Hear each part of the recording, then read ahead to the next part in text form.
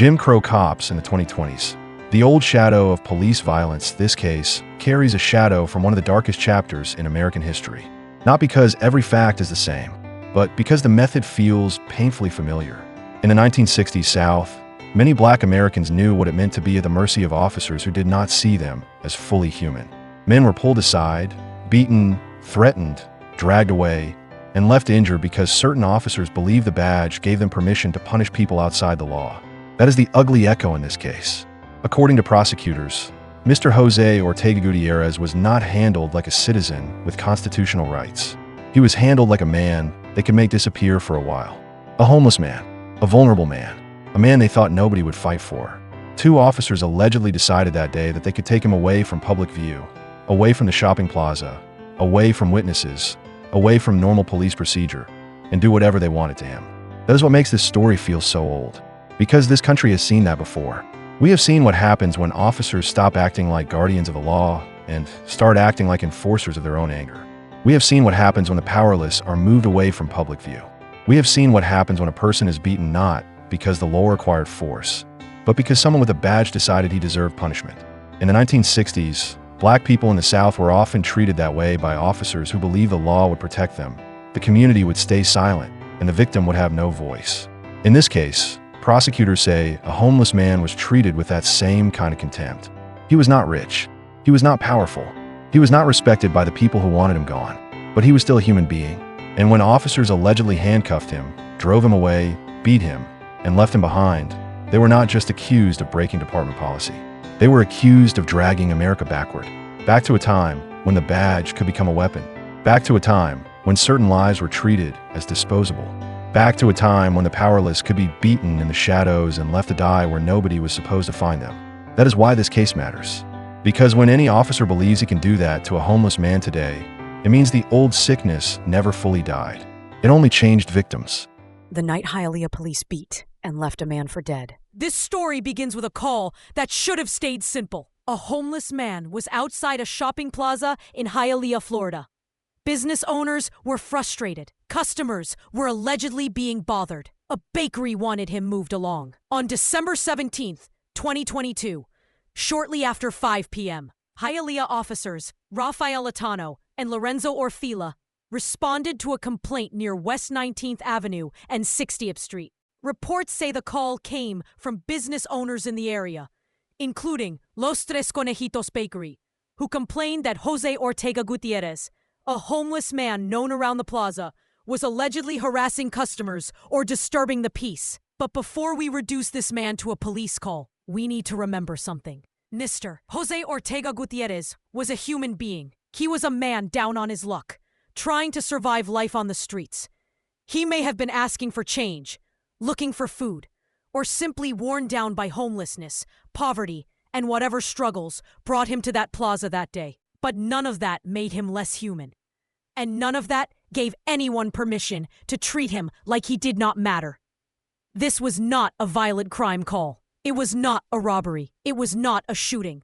It was a minor nuisance complaint that should have been handled with professionalism, restraint, and dignity. According to prosecutors, that is not what happened. Second, when the badges arrived, when officers Otano and Orfila arrived, they came with the authority of the city of Hialeah behind them. They had the uniforms, the badges, and the power to decide how that encounter would unfold. Mr. Ortega Gutierrez had none of that. He was homeless, vulnerable, and under their control. In any police encounter, that kind of power difference matters.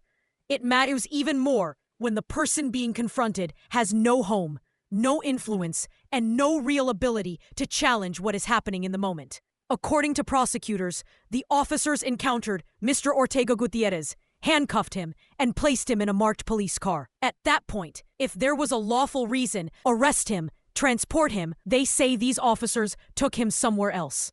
This is where the story turns dark.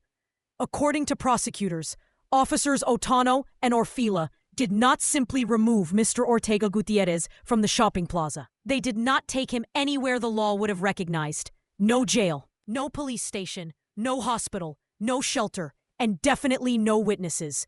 They drove him away from the plaza and into the darkness and beyond the protection of the badge they were sworn to honor. Once they placed him in handcuffs, Mr. Ortega Gutierrez was no longer free to protect himself. He is a human being under police control. From that moment forward, the officers had one duty above all else: to protect the life they had taken into their hands. They allegedly drove him several miles away to a remote or isolated area. Prosecutors say that once they got him there, Mr. Ortega Gutierrez was removed from the vehicle and beaten while handcuffed. The badge did not give the officers permission to teach people a lesson. And that damn sure ain't law enforcement. That is the Blue Line Gang. And this is why we expose them on the Blue Line Gang Exposed podcast. Because every time a corrupt officer abuses their power, they do not just hurt one victim.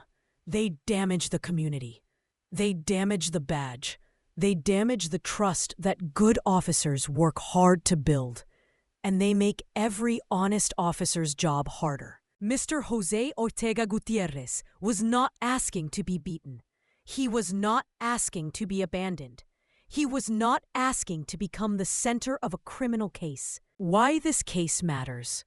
This case matters because it shows how quickly a minor police call can turn into something far more serious when the wrong officers respond. A complaint about a homeless man bothering businesses allegedly became a street justice kidnapping case. A man who should have been moved along, cited, helped, or lawfully processed was allegedly taken away and beaten. And the only reason the public knows anything about it is because another officer found him injured and called for help. That matters, because corruption does not always begin with a major crime. Sometimes it begins with an officer deciding that a certain person does not matter. Sometimes it begins when the person is poor, homeless, addicted, mentally ill, intoxicated, or simply unwanted.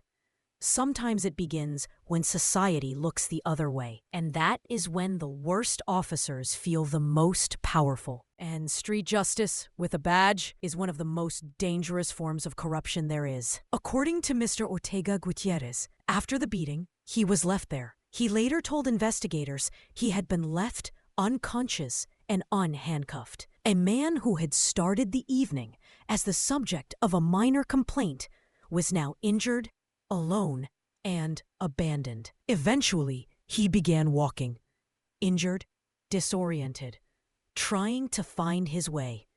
Then, by what some would call coincidence and others would call God's mercy, Mr. Ortega Gutierrez was seen. An off-duty Hialeah police officer walking his dog that night noticed the man, injured and disoriented, still trying to make sense of what had just happened to him. This time, the badge did not bring violence. This time, the badge brought help.